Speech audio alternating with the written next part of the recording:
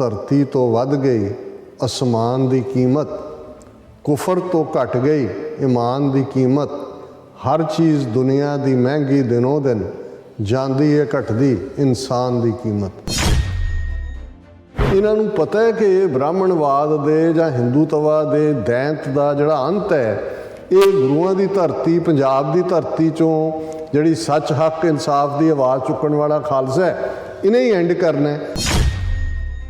ਲਾਲਾ ਕੇਜਰੀਵਾਲ ਹਰਿਆਣੇ ਦਾ ਜੰਮਪਲ, ਉਹ ਦਿੱਲੀ ਦੇ ਵਿੱਚ ਤੈਨੂੰ ਤਾਕਤ ਮਿਲੀ ਹੋਈ ਹੈ ਵੀ ਤੂੰ ਯੂਪੀ ਉੱਤਰਾਖੰਡ ਦੂਜੇ ਤੀਜੇ ਤੂੰ ਬੜਿਆ ਹੀ ਪੰਜਾਬ 'ਚ ਰਹਿੰਦਾ ਵੀ ਤੁਹਾਨੂੰ ਪੰਜਾਬ ਹੀ ਲੁੱਟਣ ਲਈ ਰਹਿ ਗਏ। ਪੰਜਾਬ 'ਚ ਕਿੰਨੇ ਵੱਡੇ ਲੈਵਲ ਦੇ ਉੱਤੇ ਪ੍ਰੋਪੇਗੇਟ ਹੋ ਰਿਹਾ ਜੀ। ਪੰਜਾਬ ਦੇ ਵਿੱਚ ਜਿਹੜਾ ਕੇਜਰੀਵਾਲ ਨੂੰ ਬਣਾਓ ਇਹਦੀ ਪਾਰਟੀ, ਇਹ ਉਹਦਾ ਦਿੱਲੀ ਮਾਡਲ ਰਹੇਗਾ। ਦਿੱਲੀ ਮਾਡਲ ਤੁਹਾਡਾ ਸਿਟਿੰਗ MLA ਰਿਹਾ ਹੋਏ, ਪੰਜਾਬੀ ਅਕੈਡਮੀ ਦਾ ਵਾਈਸ ਚੇਅਰਮੈਨ ਹੋਏ, ਉਸ ਲੈਵਲ ਦਾ ਬੰਦਾ ਦਿੱਲੀ ਦੇ ਵਿੱਚ ਆਕਸੀਜਨ ਖੁਣੋ ਹੀ ਵਿਚਾਰਾ ਅਖੀਰ ਤੱਕ ਉਹ ਆਵਾਜ਼ਾਂ ਦਿੰਦਾ ਹੀ ਮਰ ਗਿਆ। ਪੂਰੀ ਜਨਰੇਸ਼ਨ ਪਹਿਲਾਂ ਤੁਸੀਂ ਝੂਠੇ ਪੁਲਿਸ ਮੁਕਾਬਲਿਆਂ 'ਚ ਮਾਰੀ, ਫਿਰ ਤੁਸੀਂ ਉਹਨਾਂ ਨੂੰ ਡਰੱਗਸ ਦੇ ਹਵਾਲੇ ਕਰਕੇ ਮਾਰਿਆ। ਅਮਿਤ ਸ਼ਾਹ ਕਹਿ ਰਿਹਾ ਪੰਜਾਬ 'ਚ ਨਸ਼ਾ, ਖੇਤੀ ਤੇ ਸੁਰੱਖਿਆ ਮੁੱਦਿਆਂ ਦੇ ਹੱਲ ਲਈ NDA ਨੂੰ ਮੌਕਾ ਦਿਓ। ਪ੍ਰਿੰਕਾ ਗਾਂਧੀ ਕਹਿੰਦੇ ਆ ਕਿ ਜੇ ਪੰਜਾਬੀ ਮੰਨਦੇ ਨਹੀਂ ਕਿਸੇ ਦੀ, ਇਹ ਨਹੀਂ ਝੁਕਦੇ, ਦੇਖੋ ਕਿਸਾਨਾਂ ਨੇ ਕੀ ਕਰਕੇ ਦਿਖਾਇਆ, ਮੇਰਾ ਵੀ ਟੱਬਰ ਪੰਜਾਬੀ ਹੈ। ਇਹਨੂੰ ਤੁਸੀਂ ਰਾਹੁਲ ਗਾਂਧੀ ਦੇ ਕਦੇ ਖੱਬੇ ਸੱਜੇ ਇੰਟਰਵਿਊ ਦੇਖੋ ਤੇ ਉਹ ਕਿਵੇਂ ਆਪਣੀ ਦਾਦੀ ਨੂੰ याद करते हैं तो फलाना तो रिग्रेट करता है कि जी मैं तो खेलता था उनके साथ, बास्केटबॉल खेलता था, बयान सिंह सतवंत से क्यों कर दिया।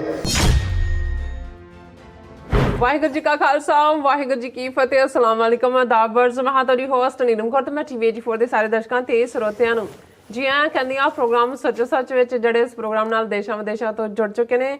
ਖਾਲਸਾ ਅਫੇਅਰ ਸੈਂਟਰ ਦੇ ਸੰਚਾਲਕ ਡਾਕਟਰ ਅਮਰਜੀਤ ਸਿੰਘ ਜੀ ਸਟੂਡੀਓ 'ਚ ਮੇਰੇ ਨਾਲ ਸ਼ਾਮਿਲ ਨੇ।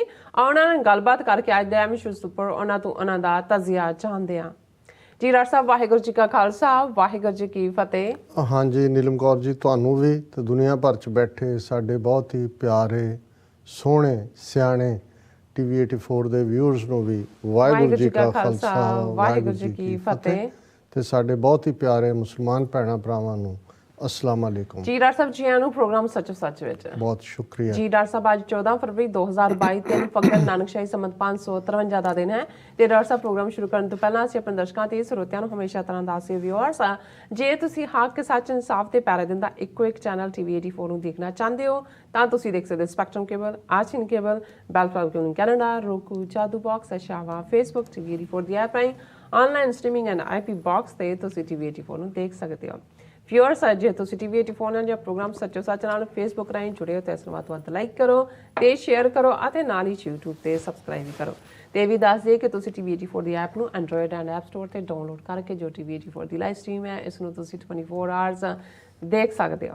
ਵਿਊਅਰਸ, ਅੱਜ ਮੰਡੇ ਦਾ ਦਿਨ ਹੈ। ਇਸ ਵੀਕ ਦਾ ਆਪਾਂ ਪਹਿਲਾ ਪ੍ਰੋਗਰਾਮ ਕਰਨ ਜਾ ਰਹੇ ਹਾਂ ਔਰ ਆਸ ਕਰਦੇ ਹਾਂ ਕਿ ਜਿਹੜਾ ਤੁਹਾਡਾ ਵੀਕਐਂਡ ਹੈ ਉਹ ਬਹੁਤ ਹੀ ਵਧੀਆ ਗੁਜ਼ਰਿਆ ਹੋਏਗਾ। ਸੋ ਆਪਾਂ ਸ਼ੁਰੂਆਤ ਕਰਦੇ ਹਾਂ ਪ੍ਰੋਗਰਾਮ ਦੀ ਅੱਜ ਦੀ ਸਪਾਂਸਰਸ਼ਿਪ ਤੋਂ ਕਿ ਅੱਜ ਦੇ ਪ੍ਰੋਗਰਾਮ ਸੱਚੋ ਸੱਚ ਨੂੰ ਸਪਾਂਸਰ ਕੀਤਾ ਗਿਆ ਹੈ ਟੋਰਾਂਟੋ ਤੋਂ ਸਰਪ੍ਰੀਤ ਸਿੰਘ ਜੀ ਹੋਰਾਂ ਵੱਲੋਂ। ਸੋ ਇਹਨਾਂ ਇਹੀ ਗੱਲ ਕਹੀ ਹੈ ਕਿ ਸਾਨੂੰ ਸਾਡਾ ਮੀਡੀਆ ਹੋਰ ਮਜ਼ਬੂਤ ਕਰਨ ਦੀ ਲੋੜ ਹੈ। ਅਸੀਂ ਦੇਖ ਰਹੇ ਹਾਂ ਕਿ ਕਿਵੇਂ ਪੰਜਾਬ ਦੇ ਮੁੱਦਿਆਂ ਨੂੰ ਦਰਕਿਨਾਰ ਕਰਕੇ ਰਵਾਇਤੀ ਸਿਆਸੀ ਪਾਰਟੀਆਂ ਨੂੰ ਪੈਸੇ ਦੇ ਦਮ ਤੇ ਉਭਾਰਿਆ ਜਾ ਰਿਹਾ ਹੈ ਔਰ ਸਾਰੀ ਖੇਡ ਦਿੱਲੀ ਤੋਂ ਖੇਡੀ ਜਾ ਰਹੀ ਹੈ।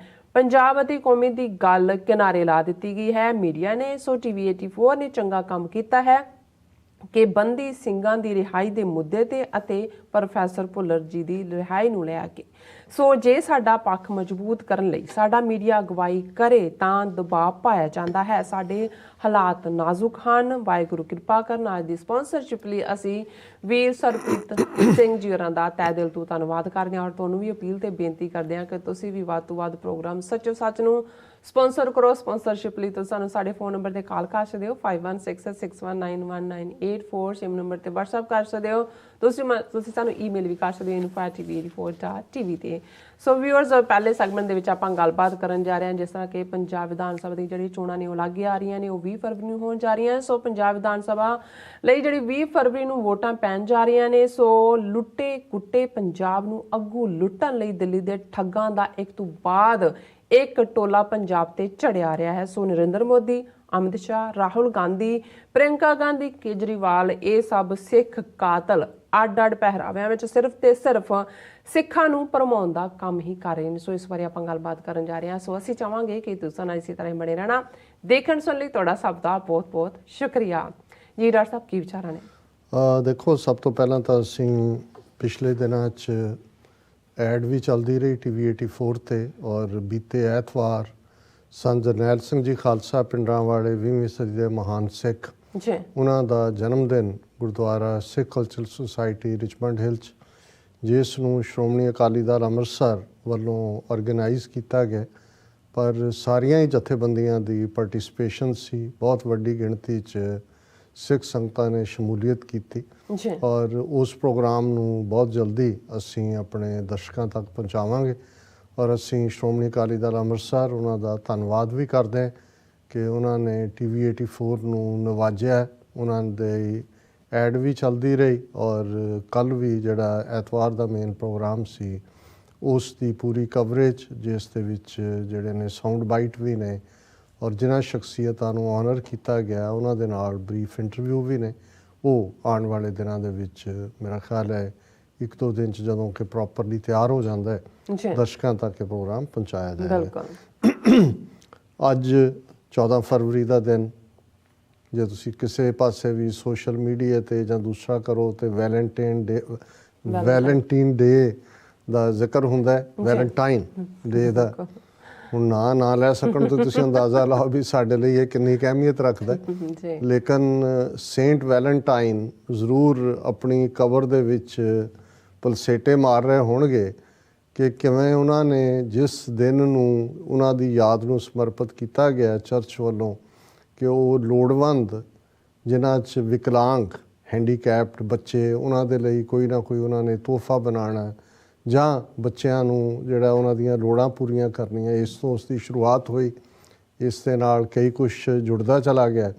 ਲੇਕਿਨ ਅੱਜ ਅਸੀਂ ਦੇਖਦੇ ਹਾਂ ਕਿ ਕਿਵੇਂ ਸਾਡੇ ਇਨਸਾਨੀ ਜ਼ਿੰਦਗੀ 'ਚ ਇੱਕ ਦੂਸਰੇ ਦੀ ਤਕਲੀਫ, ਪੀੜ ਜਾਂ ਕਿਸੇ ਦੇ ਨਾਲ ਦੁੱਖ ਵੰਡਾਉਣ ਵਾਲੇ ਜਿਹੜੇ ਜਜ਼ਬੇ ਨੇ ਉਹ ਗਾਇਬ ਹੋ ਰਹੇ ਨੇ ਔਰ ਹਰ ਚੀਜ਼ ਕਮਰਸ਼ੀਅਲਾਈਜ਼ ਹੋ ਚੁੱਕੀ ਹੈ। ਜਿੰਨੀਆਂ ਵੀ ਵੱਡੀਆਂ ਕਾਰਪੋਰੇਸ਼ਨ ਘਰਾਣੇ ਨੇ ਉਹਨਾਂ ਨੇ ਉਹ ਮਜ਼ਹਬੀ ਦਿਨ ਹੋਣ, ਬੇਸ਼ੱਕ ਹੁਣ ਜੇ ਅਸੀਂ ਕ੍ਰਿਸਮਸ ਦੀ ਗੱਲ ਕਰੀਏ ਜਾਂ ਕ੍ਰਿਸਮਸ ਨਾਲ ਜੁੜਿਆ ਹੈ, ਜੇ ਜੀਸਸ ਕ੍ਰਾਈਸਟ ਉਹਨਾਂ ਦਾ ਸੱਚ ਦਾ ਮੈਸੇਜ, ਪਿਆਰ ਦਾ ਮੈਸੇਜ, ਉਹ ਤਾਂ ਇੱਕ ਪ੍ਰੀਵੀਅਸ ਨਾਈਟ ਜਿਹੜੇ ਡਿਵਾਊਟ ਕੈਥੋਲਿਕਸ ਨੇ ਉਹਨਾਂ ਦੇ ਮਾਸ ਤੱਕ ਹੀ ਮਹਿਦੂਦ ਰਹਿ ਜਾਂਦਾ ਹੈ, ਗੈਦਰਿੰਗ ਤੱਕ।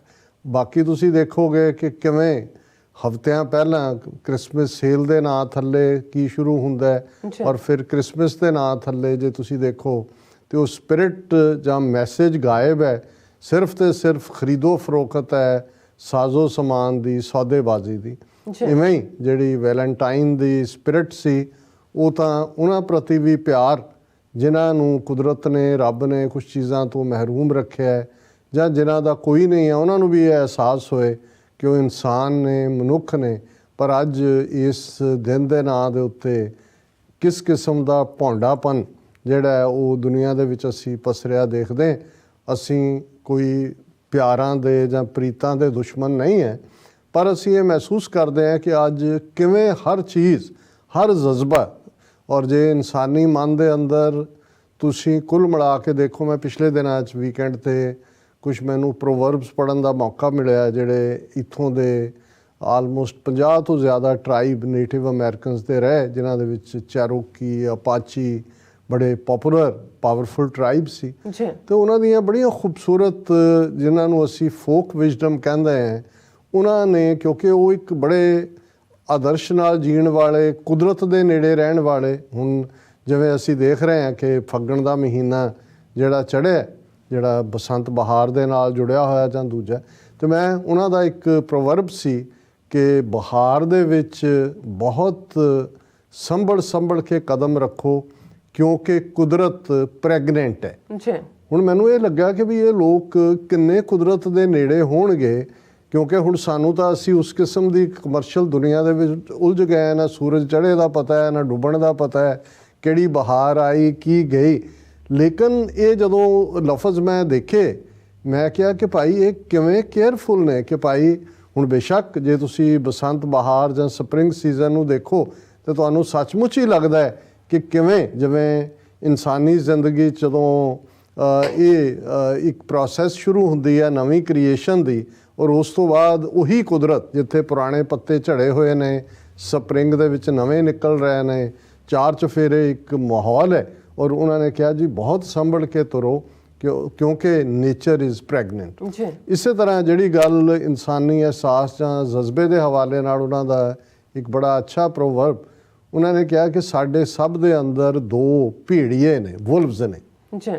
ਇੱਕ ਵੁਲਫ ਸਾਨੂੰ ਪਿਆਰ, ਇੱਕ ਦੂਸਰੇ ਦੇ ਕੰਮ ਆਉਣਾ, ਜਿਹੜਾ ਕਿਸੇ ਦਾ ਭਲਾ ਕਰਨਾ, ਆਪਣਾ ਨੁਕਸਾਨ ਕਰਕੇ ਵੀ ਕਿਸੇ ਦਾ ਭਲਾ ਕਰਨਾ, ਜਿਸ ਨੂੰ ਉਹਨਾਂ ਨੇ ਕਿਹਾ ਕਿ ਇਹ ਰੱਬੀ ਵੁਲਫ ਹੈ ਜਿਹੜਾ ਸਾਨੂੰ ਜਿਹੜਾ ਡਿਵਿਨਿਟੀ ਵੱਲ, ਚੰਗੇ ਪਾਸੇ ਵੱਲ ਤੋਰਦਾ।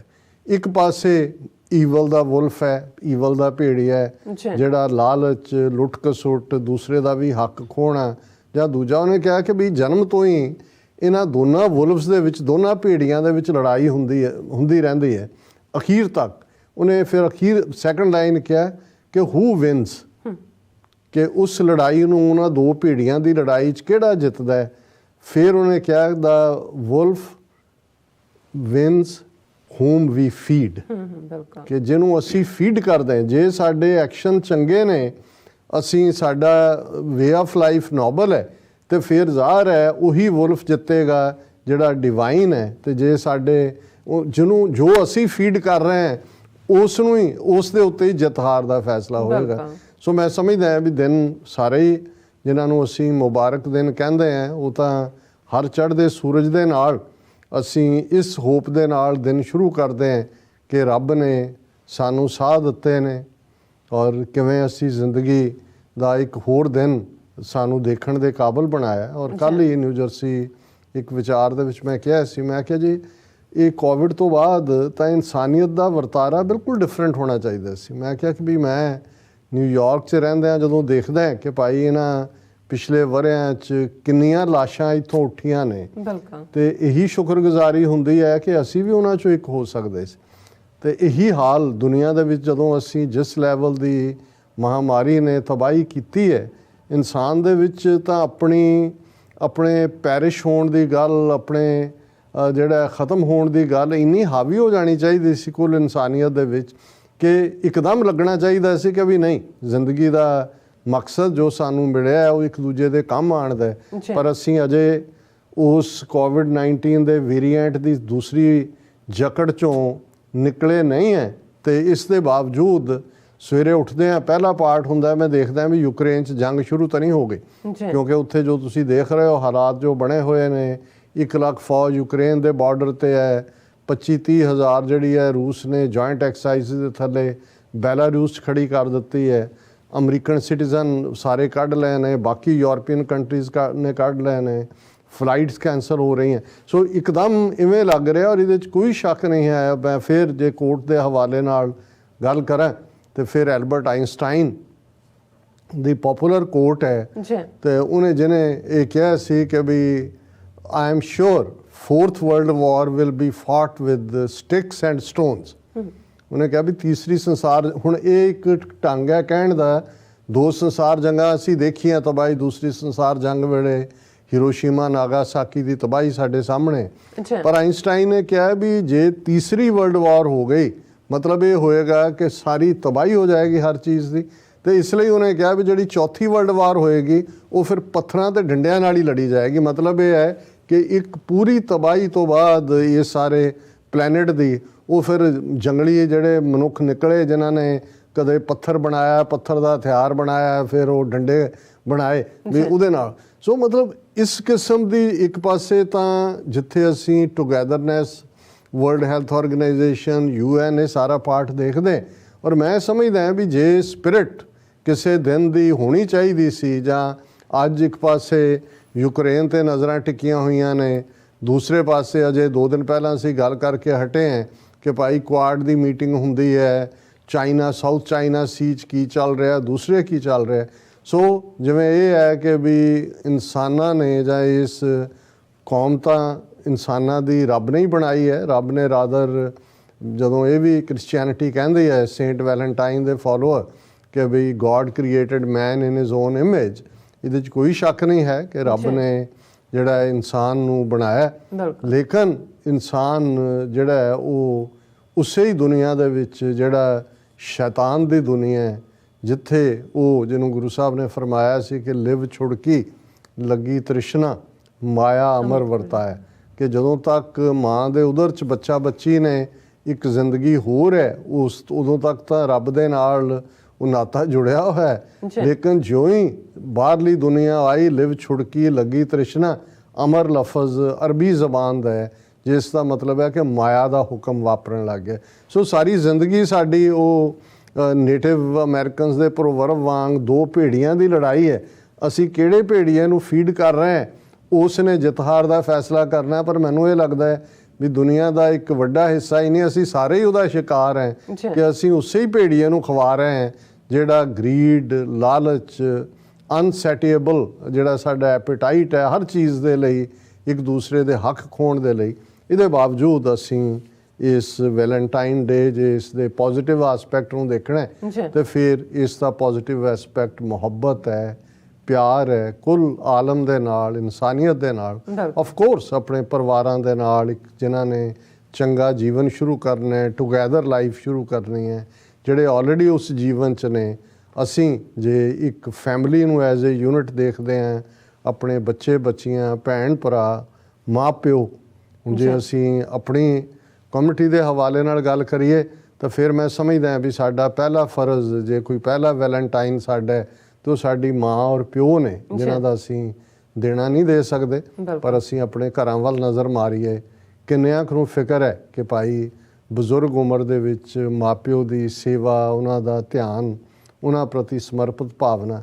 ਸਾਨੂੰ ਤਾਂ ਆਪਣੇ ਸ਼ੌਕ ਟਿਕ ਕੇ ਨਹੀਂ ਬਹਿਣ ਦਿੰਦੇ, ਅਸੀਂ ਉਸ ਪਾਸੇ ਕਿੱਧਰ ਮੁੜਦੇ ਹਾਂ। ਇਸੇ ਤਰ੍ਹਾਂ ਜੇ ਅਸੀਂ ਆਪਣੇ ਨੇਬਰਹੁੱਡ 'ਚ ਦੇਖਦੇ ਹਾਂ, ਹਾਲਾਂ ਹਰ ਮਜ਼ਹਬ ਨੇ, ਕ੍ਰਿਸਚੀਅਨਿਟੀ ਨੇ ਵੀ, ਜੇ ਉਹਨਾਂ ਦਾ ਤਾਂ ਪੂਰਾ ਇਸ ਦੇ ਉੱਤੇ ਜਿਹੜੀ ਹੈ ਉਹ ਇਡਿਕਟ ਹੈ ਕਿ ਲਵਦਾਈ ਨੇਬਰ, ਆਪਣੇ ਗਵਾਂਢੀ ਨੂੰ ਪਿਆਰ ਕਰੋ। ਮਤਲਬ ਇਹ ਸੀ ਕਿ ਦੁਨੀਆ ਸਿਰਫ ਤੁਹਾਡੇ ਨਿੱਜੀ ਸੁੱਖਾਂ ਤੱਕ ਮਹਿਦੂਦ ਨਹੀਂ ਹੈ, ਬਾਹਰ ਨਿਕਲ ਕੇ ਦੇਖੋ ਜ਼ਿੰਦਗੀ 'ਚ ਕੀ ਵਾਪਰ ਰਿਹਾ। ਦੂਸਰਿਆਂ ਦੇ ਲਈ ਜਦੋਂ ਅਸੀਂ ਜਿਉਂਦੇ, ਔਰ ਇਹ ਗੱਲ ਅਕਸਰ ਦੁਨੀਆ ਦੀ ਹਰ ਚੀਜ਼ ਤੁਸੀਂ ਇਕੱਠੇ ਕੀਤਿਆਂ ਇਕੱਠੇ ਕਰ ਸਕਦੇ ਹੋ। ਖੁਸ਼ੀ ਇੱਕ ਐਸੀ ਚੀਜ਼ ਹੈ, ਜਿੰਨੀ ਤੁਸੀਂ ਦਿੰਦੇ ਹੋ, ਜਿੰਨੀ ਤੁਸੀਂ ਵੰਡਦੇ ਹੋ, ਉਨੀ ਵਾਪਸ ਦੁੱਗਣੀ ਉਸ ਤੋਂ ਤੁਹਾਡੇ ਕੋਲ ਵਾਪਸ ਮੁੜਦੀ ਹੈ। ਖੁਸ਼ੀ ਇਕੱਠੇ ਕੀਤਿਆਂ ਨਹੀਂ ਹੁੰਦੀ। ਤੁਸੀਂ ਇਹ ਕਹੋ ਕਿ ਜੀ ਮੈਂ ਖੁਸ਼ੀ ਲਈ ਖੁਸ਼ੀ ਨਹੀਂ, ਜਿੰਨੀ ਤੁਸੀਂ ਉਹਦੇ ਮਗਰ ਦੌੜੋਗੇ ਉਹ ਤਾਂ ਇੱਕ ਪਰਛਾਵੇਂ ਵਾਂਗ ਹੈ, ਉਹ ਅੱਗੇ ਦੌੜਦੀ ਜਾਏਗਾ। ਹਾਂ, ਜਦੋਂ ਤੁਸੀਂ ਖੁਸ਼ੀ ਦੇਣਾ ਸਿੱਖੋਗੇ, ਕਿਸੇ ਦੀਆਂ ਬੁੱਲਾਂ 'ਤੇ ਮੁਸਕਰਾਹਟ ਲਿਆ ਸਕੋ, ਕਿਸੇ ਦੀਆਂ ਅੱਖਾਂ ਦੇ ਅਥਰੂ ਪੂੰਝ ਸਕੋ, ਕਿਸੇ ਦੇ ਲਈ ਚਾਰ ਲਫ਼ਜ਼ ਸਕੂਨ ਦੇ ਕਹਿ ਸਕੋ, ਕਿਸੇ ਨੂੰ ਢਾਰਸ ਬਣਾ ਸਕੋ, ਕਿਸੇ ਗਰੀਬ ਬੱਚੇ ਦੀ ਮਦਦ ਕਰਕੇ ਉਹਨੂੰ ਪੜ੍ਹਨ ਦੇ ਵਿੱਚ ਮਦਦ ਕਰ ਸਕੋ, ਤੇ ਇਹੀ ਖਜ਼ਾਨਾ ਹੈ ਖੁਸ਼ੀ ਦਾ, ਜਿਸ ਨੂੰ ਤੁਸੀਂ ਇਵੇਂ ਇਕੱਠਾ ਕਰ ਸਕਦੇ ਹੋ। ਔਰ ਅੱਜ ਜਿਵੇਂ ਤੁਸੀਂ ਦੱਸਿਆ, ਸਰਪ੍ਰੀਤ ਸਿੰਘ ਟੋਰਾਂਟੋ ਤੋਂ, ਉਹਨਾਂ ਨੇ ਪ੍ਰੋਗਰਾਮ ਨੂੰ ਸਪਾਂਸਰ ਕੀਤਾ। ਇਹ ਨੌਜਵਾਨ ਜਿਹੜੇ ਸਮਝਦੇ ਨੇ ਕਿ ਭਾਈ ਅੱਜ ਪੰਜਾਬ ਤਾਂ ਉਸ ਖੁੱਲ੍ਹੇ ਬਾਜ਼ਾਰ ਵਾਂਗ ਹੈ ਜਿੱਥੇ ਚਾਰ ਚਫੇਰਿਓਂ ਲੁਟੇਰੇ ਜਿਹੜੇ ਨੇ ਉਹ ਆ ਕੇ ਲੁੱਟਣ ਦੇ ਉੱਤੇ ਲੱਗੇ ਹੋਏ ਨੇ, ਕਿਉਂਕਿ ਉਹਨਾਂ ਨੂੰ ਲੱਗਦਾ ਹੈ ਕਿ ਭਾਈ ਇਸ ਬਾਜ਼ਾਰ ਦਾ ਕੋਈ ਗਾਰਡ ਨਹੀਂ ਹੈ, ਇੱਥੇ ਕਿਸੇ ਨੇ ਕੀਮਤਾਂ ਸੈੱਟ ਨਹੀਂ ਕੀਤੀਆਂ ਹੋਈਆਂ, ਇੱਥੇ ਕੋਈ ਜਵਾਬਦੇਹੀ ਨਹੀਂ ਹੈ, ਇੱਥੇ ਕੋਈ ਅਕਾਊਂਟੇਬਿਲਟੀ ਨਹੀਂ ਹੈ। ਔਰ ਜਿਵੇਂ ਉਹਨਾਂ ਨੇ ਕਿਹਾ ਕਿ ਭਾਈ ਭਾਰਤ ਦੀਆਂ ਏਜੰਸੀਆਂ ਦਿੱਲੀ ਦੀਆਂ, ਔਰ ਪੈਸੇ ਦਾ ਜ਼ੋਰ।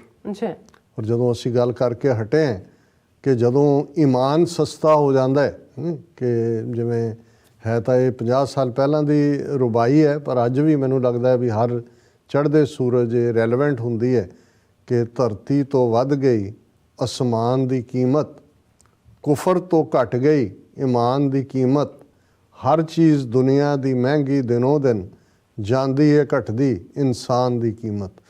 ਜਿਹੜੀਆਂ ਇਨਸਾਨੀ ਕਦਰਾਂ ਕੀਮਤਾਂ ਨੇ, ਕਿਸੇ ਵੀ ਜੇ ਅਸੀਂ ਆਪਣੇ ਸਮਾਜ ਵੱਲ, ਪੰਜਾਬ ਦੀ ਧਰਤੀ ਵੱਲ ਨਜ਼ਰ ਮਾਰੀਏ ਤਾਂ ਫਿਰ ਇਵੇਂ ਲੱਗਦਾ ਹੈ ਕਿ ਭਾਈ ਕੋਈ ਈਮਾਨ ਨਾਂ ਦੀ ਚੀਜ਼ ਰਹੀ ਨਹੀਂ ਹੈ।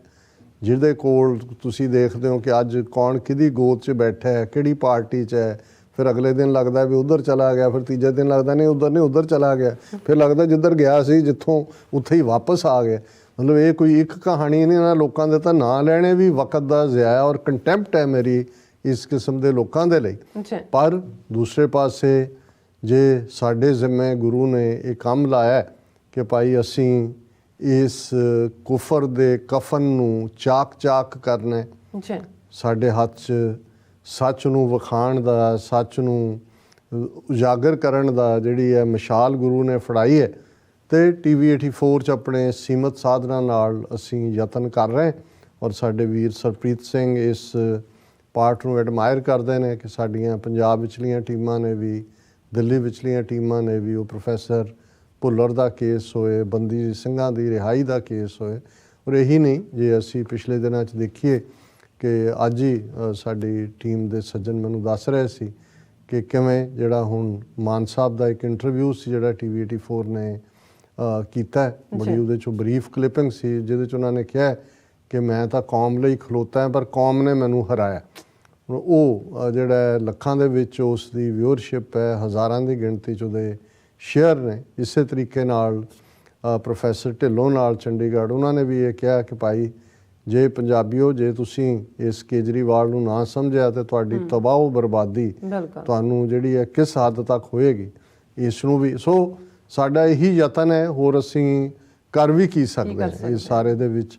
ਔਰ ਟੌਪਿਕ ਵੀ ਸਾਡਾ ਓਪਨਿੰਗ ਦਾ ਇਹੀ ਹੈ ਕਿ ਭਾਈ ਕਿਵੇਂ ਪੰਜਾਬ ਦੇ ਵਿੱਚ ਇਸ ਪੰਜਾਬ ਦੀ ਉਹ ਧਰਤੀ, ਉਹ ਸਰਜ਼ਮੀਨ ਜਿਸ ਨੇ ਸਦੀਆਂ ਤੋਂ ਜਿਹੜਾ ਉਹ ਸੌਡ ਆਰਮ ਬਣ ਕੇ ਧਰਤੀ ਦੀ, ਉਸ ਖਿੱਤੇ ਦੀ ਰੱਖਿਆ ਵੀ ਕੀਤੀ, ਜਿਸ ਦੀ ਉਪਜਾਊ ਧਰਤੀ ਨੇ, 5 ਦਰਿਆਵਾਂ ਦੀ ਧਰਤੀ ਦੀ ਅਸੀਂ ਗੱਲ ਕਰਦੇ ਹਾਂ, ਭਾਵੇਂ ਅੱਜ 2.5 ਦਰਿਆ ਹੀ ਨੇ ਇਸ ਪਾਸੇ, ਪਰ ਇਹਦੇ 'ਚ ਕੋਈ ਸ਼ੱਕ ਨਹੀਂ ਹੈ ਕਿ ਜਿਵੇਂ ਇੱਕ ਜ਼ਮਾਨੇ 'ਚ ਨਹਿਰੂ ਤੋਂ ਲੈ ਕੇ ਇੰਦਰਾ ਗਾਂਧੀ ਤੱਕ ਉਹ ਲਾਲ ਕਣਕ ਮੰਗਣ ਲਈ ਇੱਥੇ ਅਮਰੀਕਾ ਆਉਂਦੇ ਸੀ ਔਰ ਇੱਥੋਂ ਜ਼ਲੀਲ ਹੋ ਕੇ ਜਾਂਦੇ ਸੀ, ਤੇ ਪੰਜਾਬ ਨੇ ਉਸੇ ਹੀ ਧਰਤੀ 'ਚੋਂ, ਛੋਟੀ ਜਿਹੀ ਧਰਤੀ ਜਿਸ 'ਚੋਂ ਉਹਨਾਂ ਨੇ ਇੰਨੀ ਵੀਟ ਰਾਈਸ ਪੈਦਾ ਕੀਤੀ ਕਿ ਇੰਡੀਆ ਨੂੰ ਉਸ ਲੈਵਲ ਤੱਕ ਪਹੁੰਚਾ ਦਿੱਤਾ ਹੈ ਕਿ ਉਹ ਵੀਟ ਔਰ ਰਾਈਸ ਐਕਸਪੋਰਟ ਕਰਨ ਦੇ ਕਾਬਿਲ ਹੋਇਆ।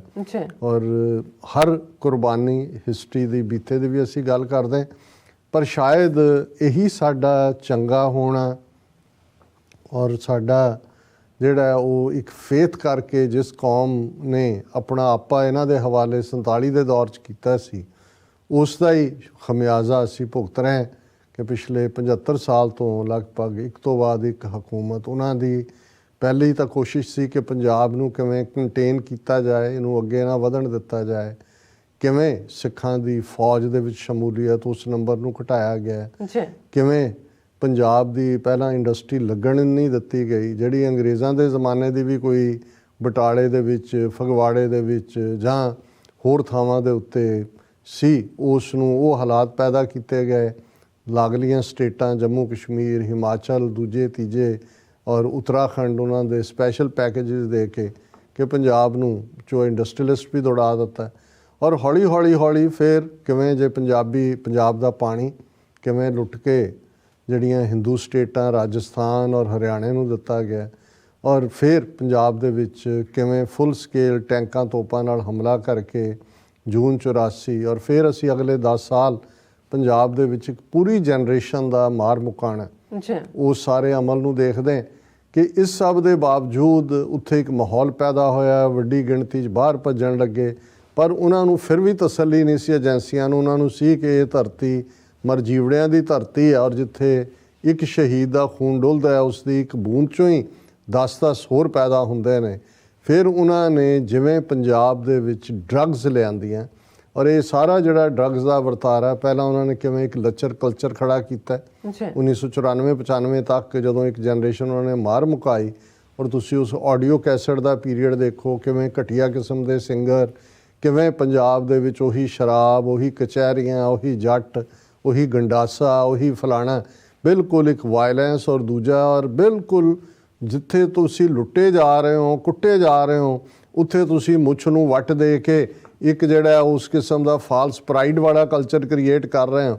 ਔਰ ਉਸ ਨੂੰ ਫਿਰ ਕਿਵੇਂ ਬੰਬੇ ਇੰਡਸਟਰੀ ਬੱਲੇ ਬੱਲੇ ਤੇ ਫਲਾਣਾ ਤੇ ਕੈਰੀ ਔਨ ਤੇ ਫਲਾਣਾ, ਇਸ ਕਿਸਮ ਦੇ ਜਿਹੜੇ ਲੈਵਲ ਦੇ ਉੱਤੇ ਫਿਲਮਾਂ ਦਾ ਬਣਨਾ, ਔਰ ਇਹ ਕਿ ਜੀ ਜਿਵੇਂ ਉੱਥੇ ਲੋਕ ਇੰਨੇ ਖੁਸ਼ਹਾਲ ਨੇ ਕਿ ਭਾਈ ਮੱਕੀ ਦੀ ਰੋਟੀ ਤੇ ਸਰੋਂ ਦਾ ਸਾਗ ਉਹ ਖਾਣ ਤੇ ਤਾਂ ਵੰਡਣ ਤੇ ਲੱਗੇ ਨੇ, ਗੰਡਾਸੇ ਚੁੱਕ ਕੇ ਜਿਹੜੇ ਨੇ ਉਹ ਇੱਕ ਦੂਜੇ ਦੇ ਸਿਰ ਵੱਢਦੇ ਨੇ ਤੇ ਕਚਹਿਰੀਆਂ 'ਚ ਜਾ ਕੇ ਤਰੀਕਾਂ ਭੁਗਤ ਕੇ ਬੜਾ ਸਾਰਾ ਇਮੇਜ ਤੁਸੀਂ ਇਹ ਦੇਖੋ। ਜਦੋਂ ਅਸੀਂ ਇਹ ਦੇਖਦੇ ਹਾਂ ਕਿ ਕਿਵੇਂ ਅਸੀਂ ਇੱਕ ਦਿਨ ਗੱਲ ਕੀਤੀ ਸੀ ਕਿ ਕਿਵੇਂ ਤਹਿਜ਼ੀਬ ਨੂੰ ਬਦਲਣ ਦੇ ਲਈ, ਜਿਵੇਂ ਜੇ ਅਸੀਂ ਇੱਥੇ ਹਾਲੀਵੁੱਡ ਦਾ ਰੋਲ ਦੇਖਦੇ ਹਾਂ ਕਿ ਇਹ ਸੌਫਟ ਪਾਵਰ ਕਿਵੇਂ ਇੱਕ ਨੈਰੇਟਿਵ ਤਿਆਰ ਕੀਤਾ ਜਾਂਦਾ ਹੈ, ਫਿਰ ਉਸ ਨੈਰੇਟਿਵ ਨੂੰ ਇੰਨੇ ਵੱਡੇ ਲੈਵਲ ਦੇ ਉੱਤੇ ਪ੍ਰਚਾਰਿਆ ਜਾਂਦਾ ਹੈ ਕਿ ਜਿਹੜੇ ਉਸ ਦਾ ਹਿੱਸਾ ਬਣੇ ਹੁੰਦੇ ਨੇ ਉਹਨਾਂ ਨੂੰ ਵੀ ਲੱਗਦਾ ਵੀ ਪਤਾ ਨਹੀਂ ਅਸੀਂ ਇਹੀ ਹਾਂ। ਬਹੁਤਿਆਂ ਨੂੰ ਇਹੀ ਲੱਗਣ ਲੱਗ ਗਿਆ। ਉਹਨਾਂ ਨੇ ਪਹਿਲਾਂ ਤਾਂ ਇੱਕਦਮ ਬਾਅਦ ਨੈਰੇਟਿਵ ਤਾਂ ਉਹੀ ਟੈਕਸੀ ਡਰਾਈਵਰ ਔਰ ਉਹੀ ਜੋਕ ਸੁਣਾਉਣਾ, ਆਪਣੀ ਬੇਇੱਜ਼ਤੀ ਆਪ ਕਰਨਾ, ਉਸ ਕਿਸਮ ਦਾ ਸਿੱਖਾਂ ਦਾ ਨੈਰੇਟਿਵ ਬਣਾ। ਫਿਰ ਇੱਕ ਪਾਸੇ ਡਰੱਗਸ, ਫਿਰ ਦੂਜੇ ਪਾਸੇ ਕੋਈ ਉੜਤਾ ਪੰਜਾਬ ਬਣਾ ਦਿਓ, ਕੋਈ ਜੀ ਪੰਜਾਬ ਕੀ ਹੈ, ਇਹ ਤਾਂ ਡਰੱਗੀਆਂ ਦੀ ਹੈ, ਉਹ ਦੂਜੇ ਹੈ ਜੀ, ਔਰ ਇਹ ਫਲਾਣਾ ਤੇ ਢਿਮਕਾ ਇਸ ਕਿਸਮ ਦਾ। ਫਿਰ ਕੁੜੀ ਮਾਰ ਵਾਲਾ ਇਮੇਜ ਬਣਾਤਾ ਕਿ ਜੀ ਇਹ ਤਾਂ ਦੇਖੋ ਮੇਲ ਫੀਮੇਲ ਰੇਸ਼ੋ ਕਿੰਨੀ ਹੈ, ਤੇ ਜੰਮਦਿਆਂ ਕੁੜੀਆਂ ਨੂੰ ਮਾਰ ਦਿੰਦੇ ਨੇ। ਫਿਰ ਉਹਨਾਂ ਨੇ ਬਾਹਰਲੇ ਸਿੱਖ ਕਿਉਂਕਿ ਆਪਣਾ ਆਪ ਕਰ ਰਹੇ ਸੀ, ਫਿਰ ਉਹਨਾਂ ਨੇ ਤਿਆਰ ਕਰਤਾ ਜੀ ਇਹ NRI ਗਰੂਮ ਜਿਹੜੇ ਨੇ ਕਿਵੇਂ ਛੱਡ ਦਿੰਦੇ ਨੇ, ਇੱਥੋਂ ਛੱਡ ਕੇ ਉਧਰ ਉਸ ਸੰਬੰਧੀ ਕਾਨੂੰਨ ਬਣਾਉਣੇ ਸ਼ੁਰੂ ਕਰਤੇ। ਹੁਣ ਤੁਸੀਂ ਅੱਜ ਕੱਲ੍ਹ ਦੇਖੋਗੇ ਜਿਹੜੀ ਸਭ ਤੋਂ ਜ਼ਿਆਦਾ ਰੌਲਾ ਪਾ ਰਹੀ ਸੀ ਵਿਮਨ ਕਮਿਸ਼ਨ ਦੀ, ਮਨੀਸ਼ਾ ਗੁਲਾਟੀ, ਕੱਲ੍ਹ ਉਹ BJP 'ਚ ਗਈ ਹੈ, ਜਿਹਨੇ ਪਿਛਲੇ 2-3 ਹਫ਼ਤੇ ਪਹਿਲਾਂ ਕਿ ਜੀ ਦੇਖੋ ਕੁੜੀਆਂ ਕਿਵੇਂ ਖਰਾਬ ਕਰ ਰਹੀਆਂ ਨੇ ਮੁੰਡਿਆਂ ਨੂੰ। ਹੁਣ ਮਤਲਬ ਜਿਹੜਾ ਉਹ NRI ਵਾਲਾ ਪਾਰਟ, ਸੋ ਮਤਲਬ ਇਹ ਹੈ ਕਿ ਇਹਨਾਂ ਨੇ ਹਾਲਾਂਕਿ ਸਾਰਾ ਭਾਰਤ UP ਬਿਹਾਰ ਤੁਸੀਂ ਕ੍ਰਾਈਮ ਦਲਿਤ ਬੱਚੀਆਂ ਦੇ ਨਾਲ ਕੀ ਹੁੰਦਾ ਪਰ ਇਸ ਢੰਗ ਨਾਲ ਪੰਜਾਬ ਕਿਉਂ। ਇੱਕ ਵਾਰੀ ਹੈਰਾਨੀ ਵੀ ਹੁੰਦੀ ਹੈ ਕਈਆਂ ਨੂੰ ਕਿ ਵੀ 2% ਤੋਂ ਵੀ ਘੱਟ ਆਬਾਦੀ ਉਸ ਖਿੱਤੇ 'ਚ, ਸਾਰੀ 30 ਮਿਲੀਅਨ ਵੀ ਨਹੀਂ ਹੈ ਪੰਜਾਬ ਦੇ ਵਿੱਚ, 50,300 ਸਕੁਅਰ ਕਿਲੋਮੀਟਰ, ਇੰਨਾ ਕੀ ਇਹਨਾਂ ਨੂੰ ਨਜ਼ਰ ਆਉਂਦਾ ਸਾਰਾ ਹਿੰਦੁਸਤਾਨ ਤੁਹਾਡੇ ਕੋਲ ਕਿ ਉੱਥੇ ਹੀ ਹੈ। ਕਿਉਂਕਿ ਉਹਨਾਂ ਨੂੰ ਪਤਾ ਹੈ ਕਿ ਭਾਈ ਜਿਵੇਂ ਇਹਨਾਂ ਦੇ ਆਪਣੇ ਹੀ ਮਹਾਭਾਰਤ ਦੀ ਉਹ ਕਹਾਣੀ ਸੁਣਾਉਂਦੇ ਨੇ ਕਿ ਭਾਈ ਉਹਨਾਂ ਨੇ ਜੋਤਸ਼ੀਆਂ ਨੇ ਕਿਹਾ ਸੀ ਉਹਦੇ ਕ੍ਰਿਸ਼ਨ ਦੇ ਮਾਮੇ ਨੂੰ, ਕੰਸ ਨੂੰ, ਜਦੋਂ ਵਿਆਹ ਕਰਨ ਲੱਗਾ ਆਪਣੀ ਭੈਣ ਦਾ ਕਿ ਇਹਦੀ ਕੁੱਖੋਂ ਜਿਹਨੇ ਜੰਮਣਾ ਉਹਨੇ ਤੈਨੂੰ ਮਾਰਨਾ। ਉਹਨੇ ਉਹ ਭੈਣ ਤੇ ਜੀਜਾ ਸਾਰੇ ਜੇਲ੍ਹ 'ਚ ਹੀ ਦੇ ਦਿੱਤੇ। ਉਹਨੇ ਕਿਹਾ ਵੀ ਠੀਕ ਹੈ, ਮੈਂ ਜਦੋਂ ਜੰਮੇਗਾ ਉੱਥੋਂ ਵੀ ਨਿਕਲ ਆਇਆ ਕ੍ਰਿਸ਼ਨ ਘੜੇ 'ਚੋਂ। ਪਰ ਮੈਂ ਕਹਾਣੀ ਇਸ ਲਈ ਕਹਿ ਰਿਹਾ ਕਿ ਇਹਨਾਂ ਨੂੰ ਪਤਾ ਹੈ ਕਿ ਇਹ ਬ੍ਰਾਹਮਣਵਾਦ ਦੇ ਜਾਂ ਹਿੰਦੂਤਵਾ ਦੇ ਦੈਂਤ ਦਾ ਜਿਹੜਾ ਅੰਤ ਹੈ, ਇਹ ਗੁਰੂਆਂ ਦੀ ਧਰਤੀ ਪੰਜਾਬ ਦੀ ਧਰਤੀ 'ਚੋਂ ਜਿਹੜੀ ਸੱਚ ਹੱਕ ਇਨਸਾਫ ਦੀ ਆਵਾਜ਼ ਚੁੱਕਣ ਵਾਲਾ ਖਾਲਸਾ ਹੈ, ਇਹਨੇ ਹੀ ਐਂਡ ਕਰਨਾ ਹੈ। ਔਰ ਇਹੀ ਕਾਰਨ ਹੈ ਕਿ ਸਾਰਾ ਹੀ ਜ਼ੋਰ ਪੰਜਾਬ ਦੇ। ਹੁਣ ਆਮ ਲੋਕ ਪੁੱਛਦੇ ਨੇ ਵੀ ਆ ਲਾਲਾ ਕੇਜਰੀਵਾਲ ਹਰਿਆਣੇ ਦਾ ਜੰਪਲ, ਉਹ ਦਿੱਲੀ ਦੇ ਵਿੱਚ ਤੈਨੂੰ ਤਾਕਤ ਮਿਲੀ ਹੋਈ ਹੈ ਵੀ ਤੂੰ UP ਉੱਤਰਾਖੰਡ ਦੂਜੇ ਤੀਜੇ ਤੂੰ ਬੜਿਆ ਹੀ ਪੰਜਾਬ 'ਚ ਰਹਿੰਦਾ, ਵੀ ਤੁਹਾਨੂੰ ਪੰਜਾਬ ਹੀ ਲੁੱਟਣ ਲਈ ਰਹਿ ਗਏ ਵੀ ਪੰਜਾਬ 'ਚ ਐਸਾ ਕੀ ਹੈ। ਫਿਰ ਜਿਵੇਂ ਮੋਦੀ ਦਾ 2002 ਦੇ ਵਿੱਚ ਜੋ ਉਹਨੇ ਕੀਤਾ, ਉਸ ਤੋਂ ਬਾਅਦ ਇੱਕ ਪ੍ਰੋਪੇਗੇਟ ਕੀਤਾ ਗਿਆ ਗੁਜਰਾਤ ਮਾਡਲ, ਪ੍ਰਧਾਨ ਮੰਤਰੀ ਸਭ ਕਾ ਸਾਥ ਸਭ ਕਾ ਵਿਕਾਸ। ਉਹ ਦਿੱਲੀ ਦਾ ਹਾਲ ਕੀ ਹੈ, ਉੱਥੇ ਕਿਸ ਹੱਦ ਤੱਕ ਬੱਚੀਆਂ ਸੇਫ ਨੇ ਜਾਂ ਕੀ ਹੈ। ਲੇਕਿਨ ਤੁਸੀਂ ਦੇਖੋ ਪੰਜਾਬ 'ਚ ਕਿੰਨੇ ਵੱਡੇ ਲੈਵਲ ਦੇ ਉੱਤੇ ਪ੍ਰੋਪੇਗੇਟ ਹੋ ਰਿਹਾ ਜੀ। ਪੰਜਾਬ ਦੇ ਵਿੱਚ ਜਿਹੜਾ ਕੇਜਰੀਵਾਲ ਨੂੰ ਬਣਾਓ ਇਹਦੀ ਪਾਰਟੀ, ਇਹ ਉਹਦਾ ਦਿੱਲੀ ਮਾਡਲ ਰਹੇਗਾ। ਹੁਣ ਆ ਪਿਛਲੇ ਇਸ ਵੀਕਐਂਡ ਦੇ ਉੱਤੇ ਤੁਸੀਂ ਦੇਖੋ ਵੀ ਇਹ ਵੱਡੀਆਂ ਪਾਰਟੀਆਂ, ਪ੍ਰਧਾਨ ਮੰਤਰੀ ਮੋਦੀ ਜਿਹੜਾ ਪਹਿਲਾਂ ਡਰਾਮਾ ਕਰਕੇ ਦੌੜਿਆ ਉੱਥੋਂ ਬਠਿੰਡੇ ਤੋਂ ਜੀ ਮੈਂ ਜ਼ਿੰਦਾ ਵਾਪਸ ਆ ਗਿਆ ਹੂੰ, ਚੰਨੀ ਕੋ ਧੰਨਵਾਦ ਕਰ ਦੇਣਾ। ਹੁਣ ਉਹ ਇੱਕ ਵੱਡਾ ਪੱਗੜ ਸਿਰ ਤੇ ਬੰਨ੍ਹ ਕੇ ਫਰੋਡੀਆ ਉਹ ਜਿਹੜਾ ਉਹ ਰੈਲੀ ਨੂੰ ਐਡਰੈਸ ਕਰ ਰਿਹਾ ਔਰ ਉਹੀ ਪੰਜਾਬ ਔਰ ਮੈਂ ਨਸ਼ਾ ਮੁਕਤ ਕਰ ਦਿਆਂ। ਹੁਣ ਇਹ ਇਵੇਂ ਹੀ ਹੈ ਵੀ ਕਿਸੇ ਦੇ ਸਿਰ 'ਚ ਜੂਆਂ ਤੁਸੀਂ ਆਪ ਪਾ ਦਿਓ ਤਾਂ ਉਹਨੂੰ ਕਹੋ ਜੀ ਮੈਨੂੰ ਤੁਸੀਂ ਕਰੋ, ਮੈਂ ਜਿਹੜਾ ਹੈ ਨਾ ਉਹ ਇਹਦੇ ਸਿਰ 'ਚ ਫਨੈਲ ਪਾ ਕੇ ਜੂਆਂ ਮੁਕਾ ਦਿਆਂ। ਉਹ ਡਰੱਗਸ ਪੰਜਾਬ ਦਾ ਬਾਰਡਰ ਪਾਕਿਸਤਾਨ ਨਾਲ ਜਿੰਨਾ ਲੱਗਦਾ ਹੈ, ਹਰ ਇੰਚ ਜਿਹੜਾ ਹੈ ਉਹ ਤੁਸੀਂ ਉਹਨੂੰ ਬਾਰਬਡ ਵਾਇਰ ਲਿਆਂਦੀ ਹੋਈ ਹੈ, ਉੱਤੇ ਤਾਰ ਕੰਡਿਆਲੀ ਲਾਈ ਹੈ, ਉੱਤੇ ਕਰੰਟ ਛੱਡਿਆ ਹੋਇਆ ਹੈ। ਕੋਈ ਚਰਿੰਦਾ ਕੋਈ ਪਰਿੰਦਾ ਉੱਥੋਂ ਨਿਕਲ ਹੀ ਨਹੀਂ ਸਕਦਾ। ਸਾਰੀ ਜਿਹੜੀ ਸਰਹੱਦ ਹੈ ਉਸ ਦੇ ਉੱਤੇ ਪੱਕੀ ਚੌਂਕੀ ਬਾਰਬ। ਡਰੱਗਸ ਲਿਆ ਕੌਣ ਰਿਹਾ? ਬਿਲਕੁਲ। ਹੁਣ ਪਹਿਲਾਂ ਜਿਹੜੀਆਂ ਏਜੰਸੀਆਂ ਨੇ ਪੰਜਾਬ ਦੀ ਜਵਾਨੀ ਨੂੰ ਮੁਕਾਉਣ ਦੇ ਲਈ ਲਿਆ ਕੇ ਪੰਜਾਬ ਨੂੰ ਡਰੱਗਸ ਦੇ ਹਵਾਲੇ ਕੀਤਾ ਔਰ ਇਹ ਇਸ ਗੱਲ ਨੂੰ 25 ਸਾਲ ਹੋ ਗਏ ਨੇ। ਇੱਕ ਪੂਰੀ ਜਨਰੇਸ਼ਨ ਪਹਿਲਾਂ ਤੁਸੀਂ ਝੂਠੇ ਪੁਲਿਸ ਮੁਕਾਬਲਿਆਂ 'ਚ ਮਾਰੀ, ਫਿਰ ਤੁਸੀਂ ਉਹਨਾਂ ਨੂੰ ਡਰੱਗਸ ਦੇ ਹਵਾਲੇ ਕਰਕੇ ਮਾਰਿਆ। ਹੁਣ ਪੰਜਾਬ ਦੇ ਵਿੱਚ ਉਹ ਮੋਦੀ ਆਇਆ, ਅਮਿਤ ਸ਼ਾਹ ਆਇਆ ਔਰ ਕਿਵੇਂ ਝੂਠ ਬੋਲ ਕੇ, ਔਰ ਉਹਨਾਂ ਦਾ ਮੇਨ ਪਲਾਨ ਕੀ ਇਹ ਹੈ ਕਿ ਭਾਈ ਅਮਿਤ ਸ਼ਾਹ ਕਹਿ ਰਿਹਾ ਪੰਜਾਬ 'ਚ ਨਸ਼ਾ ਖੇਤੀ ਤੇ ਸੁਰੱਖਿਆ ਮੁੱਦਿਆਂ ਦੇ ਹੱਲ ਲਈ NDA ਨੂੰ ਮੌਕਾ ਦਿਓ। ਨਸ਼ੇ ਲਿਆਇਆ ਤੁਹਾਡੇ ਕੋਲ ਬਾਰਡਰ ਤੇ ਤੁਹਾਡੀ ਫੌਜ ਬੈਠੀ ਹੈ, ਅੱਧਾ ਪੰਜਾਬ ਤੁਸੀਂ 25,000 ਸਕੁਅਰ ਕਿਲੋਮੀਟਰ BSF ਦੇ ਹਵਾਲੇ ਕਰ ਦਿੱਤਾ ਹੈ, ਤੇ ਇਹ ਤੁਸੀਂ ਉਹਨਾਂ 'ਚ ਨਸ਼ੇ ਵੇਚ ਕੇ ਉਹਨਾਂ ਦੀ ਤਬਾਹੀ ਕਰਕੇ ਆ ਕੇ ਕਹਿ ਰਹੇ ਹੋ ਜੀ ਅਸੀਂ ਨਸ਼ਾ ਮੁਕਤ ਪੰਜਾਬ ਨੂੰ ਕਰ ਦਿਆਂਗੇ। ਇਹੀ ਜਿਹੜਾ ਹੈ ਉਹ ਮੋਦੀ ਵੀ ਕਹਿ ਰਿਹਾ, only BJP can save Punjab from the scourge of drug, says prime minister Narinder Modi, ਕਿ ਜੀ ਸਿਰਫ BJP ਹੀ ਪੰਜਾਬ ਨੂੰ ਨਸ਼ਾ ਇਹ ਪੰਜਾਬ ਤੇ ਆਸਾਨ ਕਰ ਰਹੇ ਨੇ। ਮਤਲਬ ਕੋਈ ਇੰਡਸਟਰੀ, ਕੋਈ ਲਾਈਨ ਜਿਹੜੀ ਇਹਨਾਂ ਨੇ ਉੱਥੋਂ ਜਿਹੜੀ ਹੈ ਉਹ ਪਟਵਾਈ ਹੈ, ਉਹ ਜੜਵਾਈ ਹੈ। ਵਾਜਪਾਈ ਨੇ ਹੀ ਪੈਕੇਜ ਦਿੱਤੇ ਸੀ ਹਿਮਾਚਲ ਔਰ ਦੂਜਿਆਂ ਨੂੰ ਕਿ ਉੱਥੇ ਟੈਕਸ ਨਹੀਂ, ਜਿਹੜੇ ਪੰਜਾਬ ਦੇ ਕਾਰਖਾਨੇਦਾਰ ਸੀ, ਕੋਈ ਉੱਥੇ ਬਦੀ ਜਾ ਕੇ ਬੈਠਾ, ਕੋਈ ਪਰਵਾਣੂ ਜਾ ਕੇ ਬੈਠਾ ਹੈ ਹਿਮਾਚਲ 'ਚ, ਉਹੀ ਲੋਕ, ਕਿਉਂਕਿ ਉੱਥੇ ਕੋਈ ਟੈਕਸ ਨਹੀਂ ਹੈ, ਔਰ ਇਹ ਪੰਜਾਬ 'ਚ ਆ ਕੇ ਆਪਣਾ ਲੋਲੀਪੌਪ ਵੇਚ ਰਹੇ ਨੇ। ਤੇ ਜੇ ਹੁਣ ਇਹਨਾਂ ਦੀ ਗਾਂਧੀ ਫੈਮਿਲੀ ਦੀ ਗੱਲ ਕਰੋ ਤਾਂ ਦੋਨੋਂ ਹੀ ਵੀਕਐਂਡ ਤੇ ਉਹ ਵੀ, ਪ੍ਰਿਯੰਕਾ ਗਾਂਧੀ ਵੀ ਤੇ ਰਾਹੁਲ ਗਾਂਧੀ ਵੀ, ਉਹ ਵੀ ਪੰਜਾਬ ਸੀ। ਪ੍ਰਿਯੰਕਾ ਗਾਂਧੀ ਕਹਿੰਦੇ ਆ ਕਿ ਜੇ ਪੰਜਾਬੀ ਮੰਨਦੇ ਨਹੀਂ ਕਿਸੇ ਦੀ, ਇਹ ਨਹੀਂ ਝੁਕਦੇ, ਦੇਖੋ ਕਿਸਾਨਾਂ ਨੇ ਕੀ ਕਰਕੇ ਦਿਖਾਇਆ, ਮੇਰਾ ਵੀ ਟੱਬਰ ਪੰਜਾਬੀ ਹੈ। ਇਹ ਗੱਲ ਜੇ ਤੇਰੀ ਦਾਦੀ ਨੂੰ ਸਮਝ ਆਈ ਹੁੰਦੀ, ਤੇਰੇ ਪਿਓ ਨੂੰ ਸਮਝ ਆਈ ਹੁੰਦੀ, ਇਹ ਵੀ ਡਰਾਮਾ ਕਰ ਰਹੇ ਨੇ। ਕਿਉਂਕਿ ਇਨ ਦਾ ਐਂਡ ਆਫ ਦਾ ਡੇ ਇਹ ਜਿਹੜੀ ਨਫ਼ਰਤ ਜਿਸ ਲੈਵਲ ਦੇ ਉੱਤੇ ਜਾ ਕੇ ਇਹਨਾਂ ਸਾਰਿਆਂ 'ਚ ਭਰੀ ਹੋਈ ਹੈ ਸਿੱਖਾਂ ਪ੍ਰਤੀ, ਉਹ ਤਾਂ ਜਦੋਂ ਤੁਸੀਂ ਰਾਹੁਲ ਗਾਂਧੀ ਦੇ ਕਦੇ ਖੱਬੇ ਸੱਜੇ ਇੰਟਰਵਿਊ ਦੇਖੋ ਤਾਂ ਉਹ ਕਿਵੇਂ ਆਪਣੀ ਦਾਦੀ ਨੂੰ ਯਾਦ ਕਰਦੇ ਆ ਤੇ ਫਲਾਣਾ, ਤੇ ਉਹ ਰਿਗਰੈਟ ਕਰਦਾ ਹੈ ਕਿ ਜੀ मैं तो खेलता था उनके साथ, बास्केटबॉल खेलता था, ਬਿਆਨ ਸਿੰਘ ਸਤਵੰਤ ਸਿੰਘ ਕਿਉਂ ਕਰਦੀ ਹੈ। ਸੋ ਮਤਲਬ ਇਹ ਹੈ ਵੀ ਹੁਣ ਇਹ ਆ ਕੇ ਪੰਜਾਬ, ਇਹ ਤਾਂ ਪੰਜਾਬ ਨੂੰ ਇਹਨਾਂ ਨੇ ਇਵੇਂ ਬਣਾਤਾ ਜਿਵੇਂ ਪੰਜਾਬ ਦਾ ਕੋਈ ਵਾਲੀ ਵਾਰਿਸ ਨਹੀਂ ਹੈ। ਬਿਲਕੁਲ ਕੋਈ ਇਹਨਾਂ ਨੂੰ ਆਪ ਪਤਾ ਹੀ ਨਹੀਂ ਹੈ ਵੀ ਅਸੀਂ ਜਿਉਣਾ ਕਿਵੇਂ ਹੈ। ਇਹ ਦਿੱਲੀ ਮਾਡਲ ਲਿਆ ਕੇ ਸਾਨੂੰ ਪੰਜਾਬ ਨੂੰ ਦੱਸਣਗੇ। ਕੇਜਰੀਵਾਲ ਪੰਜਾਬ ਨੂੰ ਰੂਲ ਕਰੇਗਾ, ਉੱਧਰੋਂ ਡੱਬੀ ਉਹ ਭਗਵੰਤ ਮਾਨ ਰੱਖਿਆ, ਉਹ ਵਿਚਾਰਾ ਠੀਕ ਹੈ ਲਤੂਫੇ ਚੰਗੇ ਸੁਣਾਉਂਦਾ ਹੈ, ਕਮੇਡੀਅਨ ਹੈਗਾ, ਪਰ ਉਹਨੂੰ ਕਿਸ ਰੋਲ 'ਚ ਉਹਨੂੰ ਵੀ ਜਿਹੜਾ ਇੱਕ ਡੰਮੀ ਦੀ ਤੌਰ 'ਤੇ ਪਹਿਲਾਂ ਉਹਨੂੰ ਅੱਗੇ ਲਾ ਕੇ ਕਿਵੇਂ ਜਿਹੜੇ ਥੋੜ੍ਹੇ ਬਹੁਤ ਸੋਚ ਰੱਖ ਸਕਦੇ ਸੀ, ਸੁਖਪਾਲ ਖਹਿਰਾ ਹੈ, HS ਫੂਲਕਾ ਹੈ, ਜਰਨੈਲ ਸਿੰਘ ਪੱਤਰਕਾਰ ਦਿੱਲੀ ਮਾਡਲ ਤੁਹਾਡਾ ਸਿਟਿੰਗ MLA ਰਿਹਾ ਹੋਏ, ਪੰਜਾਬੀ ਅਕੈਡਮੀ ਦਾ ਵਾਈਸ ਚੇਅਰਮੈਨ ਹੋਏ, ਉਸ ਲੈਵਲ ਦਾ ਬੰਦਾ ਦਿੱਲੀ ਦੇ ਵਿੱਚ ਆਕਸੀਜਨ ਖੁਣੋਂ ਹੀ ਵਿਚਾਰਾ ਅਖੀਰ ਤੱਕ ਉਹ ਆਵਾਜ਼ਾਂ ਦਿੰਦਾ ਹੀ ਮਰ ਗਿਆ, ਕਿਉਂਕਿ ਡੈਲੀਬਰੇਟਲੀ ਇਹਨਾਂ ਨੇ ਹਰ ਉਹ ਆਵਾਜ਼ ਜਿਹੜੀ ਕੋਈ ਆਨ ਅਣਖ ਦੀ, ਡਾਕਟਰ ਧਰਮਵੀਰ ਗਾਂਧੀ ਉਹ ਤਾਂ ਇੱਕ ਵੈਲ ਵਿਸ਼ਰ ਪੰਜਾਬੀ, ਉਹਨੂੰ ਉਹਦਾ ਔਰ ਉਹ ਕਿਉਂਕਿ ਅਣਖੀ ਬੰਦਾ, ਉਹਨੇ ਸਭ ਤੋਂ ਪਹਿਲਾਂ ਹੀ ਜਿਹੜਾ ਉਹਨੇ ਦੇਖ ਲਿਆ ਸੀ ਵੀ ਇਹ ਹੈ ਕੀ ਹੈ ਕੇਜਰੀਵਾਲ ਦਾ ਕੰਮ। ਹੁਣ ਮਤਲਬ ਇਸ ਗੱਲ ਦਾ ਦੁੱਖ ਵੀ ਹੁੰਦਾ ਹੈ ਵੀ ਸਾਡੇ ਲੋਕ ਇੰਨੇ ਬਿਲਕੁਲ ਬੇਈਮਾਨ ਹੋ ਗਏ ਨੇ, ਇੰਨਾ ਉਹਨਾਂ ਦੇ ਵਿੱਚ ਇਹੀ ਪੰਜਾਬ ਹੈ। ਅਸੀਂ ਕਿਸਾਨ, ਔਰ ਇਹ ਇਹਨਾਂ ਦਾ ਹੁਣ ਲਫ਼ਜ਼ ਮੈਂ ਕਹਿਣਾ ਨਹੀਂ ਚਾਹੁੰਦਾ ਵੀ ਅੱਜ ਤੋਂ 3 ਮਹੀਨੇ ਪਹਿਲਾਂ ਤੱਕ ਦੁਨੀਆ ਦੇਖ ਰਹੀ ਸੀ ਕਿ ਦੇਖੋ ਸਿੱਖਾਂ ਨੇ ਕਿਵੇਂ ਕਿਸਾਨ ਮੋਰਚੇ ਨੂੰ ਜਿੱਤਿਆ। ਕਿਸਾਨ ਲੀਡਰਸ਼ਿਪ, ਕਿਸਾਨ ਤਾਕਤ ਇਸ ਕਿਸਮ ਦੀ ਉੱਭਰ ਰਹੀ ਸੀ ਕਿ ਆਉਣ ਵਾਲੇ ਪੀੜ੍ਹੀ 'ਚ ਸਾਰੀਆਂ ਸਿਆਸੀ ਧਿਰਾਂ ਘਬਰਾਈਆਂ ਹੋਈਆਂ ਸੀ ਕਿ ਭਾਈ ਇਹ ਕਿਸਾਨਾਂ ਦਾ ਜਿਹੜਾ ਇਕੱਠ ਹੈ ਜਾਂ ਜਿਵੇਂ ਇਹਨਾਂ ਦੀ ਪ੍ਰਾਪਤੀ ਹੈ ਅਲਟੀਮੇਟਲੀ ਇਹ ਡਿਸਾਈਡ ਕਰਨਗੇ। ਪਰ ਤੁਸੀਂ ਏਜੰਸੀਆਂ ਦੀ ਖੇਡ ਦੇਖੋ, ਪੈਸੇ ਦੀ ਖੇਡ ਦੇਖੋ, ਕਿਵੇਂ ਇਕੱਲੇ ਨੂੰ ਸੱਦ ਕੇ ਕਿਸੇ ਦੇ ਮਗਰ ED ਲਾਈ, ਕਿਸੇ ਦੇ ਮਗਰ ਇਨਕਮ ਟੈਕਸ ਵਾਲੇ ਲਾਏ, ਕਿਸੇ ਦੇ ਮਗਰ CBI ਲਾਈ, ਅੰਦਰ ਵਾੜ ਕੇ ਫਾਈਲਾਂ ਦਿਖਾ ਦਿੰਦੇ ਨੇ।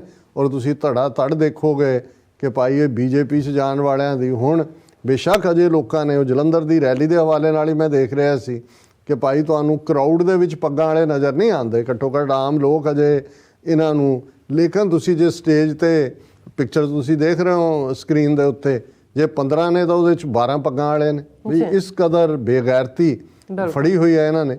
ਪਰ ਅਸੀਂ ਤਾਂ ਵਾਰ ਨਹੀਂ ਕਰ ਸਕਦੇ ਹਾਂ। ਦੂਸਰੇ ਪਾਸੇ ਪੰਜਾਬ ਦੇ ਹੱਕਾਂ ਦੇ ਮੁਦਈ ਵੀ ਜਿਹੜੇ ਨੇ ਉਹ ਚਿੰਤਤ ਨੇ, ਫਿਕਰਮੰਦ ਨੇ। ਲੇਕਿਨ ਮੈਂ ਸਮਝਦਾ ਵੀ ਇਹ 20 ਫਰਵਰੀ ਤੱਕ ਪਹੁੰਚਦੇ ਆ, ਅਜੇ ਹੋਰ ਲੋਟੂ ਕੀ ਸੌਦਾ ਵੇਚਣਗੇ। ਪਰ ਇਹ ਇਵੇਂ ਹੀ ਹੈ ਬਈ ਇਹ ਕਹਿਣ ਨੂੰ ਇਹੀ ਜੀ ਕਰਦਾ ਹੈ ਕਿ ਬੇਖਬਰ ਨਾ ਹੋਈਏ, ਨਹੀਂ ਤਾਂ ਫਿਰ ਇਹੀ ਹੋਏਗਾ ਕਿ ਵੀ ਤੇਰਾ ਲੁੱਟਿਆ ਹੀ ਸ਼ਹਿਰ ਬਿਬੋਰ ਸਸੀਏ ਬੇਖਬਰੇ। ਹੁਣ ਇਹ ਬੇਖਬਰੀ ਵਾਲੀ ਗੱਲ ਨਹੀਂ ਹੈ। ਲੋਕ ਅਜੇ ਚੁੱਪ ਨੇ, ਕਿੱਧਰ ਨੂੰ ਜਾਣਗੇ। ਕੋਈ ਅੰਡਰਕਰੰਟ ਆਮ ਆਦਮੀ ਦਾ ਬਣਾ ਰਿਹਾ ਹੈ, ਕੋਈ BJP ਨੂੰ ਕਿੰਨੇ ਪਰਸੈਂਟੇਜ ਦੇ ਰਿਹਾ, ਅਕਾਲੀ ਆਪਣਾ ਸੌਦਾ ਵੇਚਣ ਦੇ ਉੱਤੇ ਆਏ ਹੋਏ ਨੇ। ਲੇਕਿਨ ਕੁੱਲ ਮਿਲਾ ਕੇ ਸਿੱਖ ਕੌਮ ਨੂੰ ਇਹ ਸਮਝਣਾ ਚਾਹੀਦਾ ਹੈ ਕਿ ਸਾਰੇ ਲੁਟੇਰੇ ਨੇ, ਇਹਨਾਂ ਦੇ ਪਹਿਰਾਵੇ ਡਿਫਰੈਂਟ ਹੋ ਸਕਦੇ ਨੇ, ਇਹਨਾਂ ਦੀ ਬੋਲੀ ਦੇ ਵਿੱਚ ਕਿਸੇ 'ਚ ਮੜਕ ਹੋ ਸਕਦੀ ਹੈ, ਕਿਸੇ 'ਚ ਫੋਕੀ ਮਿਠਾਸ ਭਰੀ ਹੋ ਸਕਦੀ ਹੈ, ਪਰ ਇਹ ਸਾਰਾ ਠੱਗਾਂ ਦਾ ਟੋਲਾ ਹੈ। ਔਰ ਇਹ ਠੱਗ ਜਿਹੜੇ ਨੇ ਪੰਜਾਬ ਨੂੰ ਜਿਹਨਾਂ ਨੇ ਲੁੱਟਿਆ ਕੁੱਟਿਆ, ਹੁਣ ਅੱਗੋਂ ਲੁੱਟਣ ਦੇ ਲਈ ਜਿਹੜਾ ਇੱਕ ਨਵਾਂ ਭੇਖ ਤਾਰ ਕੇ ਆਏ ਹੋਏ ਨੇ। ਜੀ ਡਾਕਟਰ ਸਾਹਿਬ ਤੁਹਾਡਾ ਬਹੁਤ ਬਹੁਤ ਸ਼ੁਕਰੀਆ, ਤੁਸੀਂ ਆਪਣੇ ਵਿਚਾਰ ਸਾਡੇ ਦਰਸ਼ਕਾਂ ਨਾਲ ਸਾਂਝੇ ਕੀਤੇ ਨੇ। ਸਵੈਥਲੇ ਨੇ ਬ੍ਰੇਕ ਔਰ ਬ੍ਰੇਕ ਤੇ ਜਾਣ ਤੋਂ ਪਹਿਲਾਂ ਅਸੀਂ ਆਪਣੇ ਦਰਸ਼ਕਾਂ ਦੇ ਸਰੋਤਿਆਂ ਨੂੰ ਅਪੀਲ ਤੇ ਬੇਨਤੀ ਕਰਦੇ ਵਿਊਅਰਸ, ਜਿਸ ਤਰ੍ਹਾਂ ਕਿ ਤੁਸੀਂ ਜਾਣਦੇ ਹੋ ਕਿ TV 84 ਇੱਕ ਪੰਥਕ ਚੈਨਲ ਹੈ ਔਰ TV 84 ਦੀ ਚੜ੍ਹਦੀ ਕਲਾ ਲਈ ਵੱਧ ਤੋਂ ਵੱਧ ਡੋਨੇਟ ਕਰੋ। ਡੋਨੇਟ ਕਰਨ ਲਈ ਸਾਡੀ ਵੈਬਸਾਈਟ TV84.tv ਤੇ ਜਾ ਕੇ ਪੇਪਲ ਦੀ ਵਰਤੋਂ ਕਰਕੇ ਵਨ ਟਾਈਮ ਡੋਨੇਟ ਕਰ ਸਕਦੇ ਹੋ, ਮੰਥਲੀ ਡੋਨੇਟ ਵੀ ਕਰ ਸਕਦੇ ਹੋ। ਤੁਸੀਂ TV 84 ਦੇ ਨਾਮ ਤੇ ਚੈੱਕ ਬਣਾ ਕੇ ਸਾਨੂੰ ਮੇਲ ਵੀ ਕਰ ਸਕਦੇ ਹੋ ਸਾਡੇ ਇਸ ਪਤੇ ਤੇ 36-01 37th Avenue ਲੌਂਗ ਆਈਲੈਂਡ ਸਿਟੀ ਨਿਊਯਾਰਕ 11101 USA, ਜਾਂ ਫਿਰ ਤੁਸੀਂ ਸਾਨੂੰ ਫੋਨ ਰਾਹੀਂ ਵੀ ਸੰਪਰਕ ਕਰ ਸਕਦੇ ਹੋ ਸਾਡੇ ਫੋਨ ਨੰਬਰ ਤੇ 5166191984। ਤੁਸੀਂ ਸਾਨੂੰ ਈਮੇਲ ਵੀ ਕਰ ਸਕਦੇ ਹੋ info@tv84.tv ਤੇ। ਅਸੀਂ ਤੁਹਾਡੇ ਤਹਿ ਦਿਲ ਤੋਂ ਸ਼ੁਕਰਗੁਜ਼ਾਰ ਹੋਵਾਂਗੇ। ਸੋ ਇੱਥੇ ਲੈਣੇ ਬ੍ਰੇਕ ਵਿਊਅਰਸ, ਤੁਸੀਂ ਇਸੇ ਤਰ੍ਹਾਂ ਬਣੇ ਰਹਿਣਾ। ਮਿਲਦੇ ਹਾਂ ਛੋਟੇ ਜਿਹੇ ਵਕਫੇ ਤੋਂ ਬਾਅਦ।